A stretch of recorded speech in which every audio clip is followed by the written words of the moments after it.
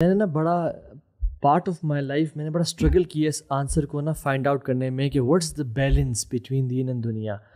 جب میں نیا دین میں آیا تھا تو آئی یوزڈ ٹو ہیٹ دنیا اور مجھے کانسیپٹ دیا گیا تھا کہ یہ فارغ ہے, ختم ہے, اسے بھاگو, دور جاؤ, اور یہ زہد ہے بیسکلی. جب میں آگے آیا اور بعد میں نے دیکھا تو ہمارے اسکالرز بزنس بھی کر رہے تھے اور پیسے بھی کما رہے تھے, اس لیے ٹریول بھی کر رہے تھے اور اپنا وہ سارا معاملہ. تو آئی واز ویری کنفیوزڈ. میں نے نا اس میں بڑا لوگوں سے سوال پوچھے اور کیا.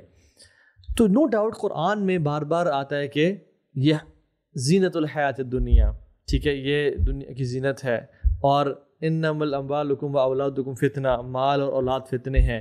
زین للناس حب الشہوات من النساء والبنین والقناطر المقنطرہ, ڈفرنٹ آیات ہیں کہ تمہارے لیے یہ شہوتیں ہیں اور یہ کر دیا گیا مزین. بٹ میں یہ دیکھتا ہوں کہ اللہ کے نبی دعا کر رہے ہیں, اللہم اصلح لدینی الذی عصمت امری واصلح لدنیای التی فیہا معاشی, میری دنیا کی اصلاح کر دے, اس میں میری معاش ہے. اللہم انی اعوذ بک من الکفر والفقر والقلۃ والذلہ, میں کفر سے اور فقر سے اور قلت سے اور ذلت سے پناہ مانگتا ہوں. اور بہت ساری دعائیں ہیں اللہ کے نبی صلی اللہ علیہ وسلم کی, اور یہ بھی کہا کہ 4 چیزیں سعادت میں سے ہیں, بڑا گھر, بڑی گاڑی, اچھی بیوی اور اچھا پڑوسی ہونا. تو دیر واز یعنی قرآن و حدیث سے مجھے لگ رہا تھا کہ یار یعنی what is the real answer then. تو پہلی بات تو یاد رکھیں, جب بھی دنیا کو بیش کرنے کا کہا گیا ہے نا, اور دنیا کو بلٹل کا کہا گیا ہے, تو دنیا اٹ سیلف کو بلٹل کرنے کا نہیں کہا گیا, بلکہ ان چیزوں کو گناہ کے لیے استعمال کرنے کا منع کیا گیا ہے. Don't use your car to sin. Don't allow your kids to become a fitna for you that you leave namaz, that you gain haram income. تو پہلی بات تو یہ ہے, کیونکہ اللہ دل میں نا, اس کی دل میں ہے, دل میں اس کی محبت بھی نہ ہو. فتنہ ہے اس طرح سے ہے کہ تمہیں ٹیسٹ نہ کرے. ناؤ قرآن میں 50 سے اوپر دفعہ یہ تمہارے رزق کا تمہیں وعدہ کیا گیا ہے, بٹ ہمیں اس کا یقین نہیں ہے. اور شاید ایک دفعہ کہا گیا کہ الشیطان یعدکم الفقر ویأمرکم بالفحشاء, شیطان تمہیں فقیری سے ڈراتا ہے اور فحشی کو دیتا ہے, اور ہمیں فقیری سے ڈر لگتا رہتا ہے. تو ہمیں بیلنس کیسے اسٹرائک کرنا ہے. تو یاد رکھیں, میں اس پہ پہنچا ہوں کہ اگر بندہ اللہ کے ساتھ لوئل ہے اور نیک ہے, نعم المال الصالح للرجل الصالح, تو جتنا مالدار اتنا خیر کی بات ہے. میں سمجھتا ہوں کہ اس کا دین ہے نا, وہ اپنے دین پہ کمپرومائز نہیں کر رہا, فرائض پہ عمل کر رہا ہے, علم بھی سیکھ رہا ہے, تو جتنا زیادہ پیسہ کمائے اتنا اس کے لیے خیر والا ہے. کیوں؟ کیونکہ یہ نیک بندہ ہے اور یہ دین پہ لگائے گا.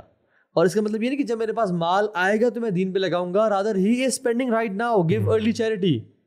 جو شخص کہتا ہے نا کہ ابھی تو میرے پاس ₹1,00,000 ہے فار ایگزامپل, تو ابھی بھی نہیں خرچ نہیں کرتا, جب کروڑ ہوگا تو پھر میں لاکھوں خرچ کروں گا, یہ جھوٹا ہے. پھر اگر یہ لاکھ میں سے ہزاروں خرچ نہیں کر رہا تو یہ کروڑوں میں لاکھوں خرچ نہیں کرے گا. ٹھیک ہے, تو یہ چیز.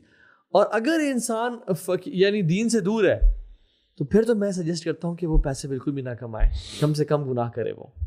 تو اصل بات یہاں پہ کیا ہے, دین کا اندر ہونا. If there is then and تقویٰ اللہ سبحانہ وتعالیٰ, اللہ سے رزق واسطے کی دعا بھی کریں.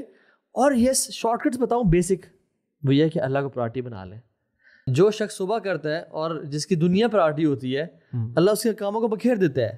شتت اللہ علیہ شملہ او امرہ وجعل فقر بین عینیہ ولم یأتہ من الدنیا الا ما کتب لہ. کام بکھیر دیے جاتے ہیں, فقیری اس کے آنکھوں کے بیچ میں رکھ دی جاتی ہے, اور دنیا اتنی آتی ہے جتنی پہلے سے لکھی ہوئی تھی اس کے لیے.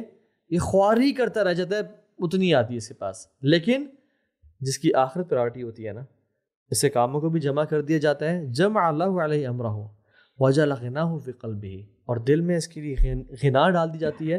وَأَتَتْهُ دُنْيَا وَهِيَ رَاغِمَةٌ, دنیا ذلیل ہو کے آتی ہے اس کے پاس.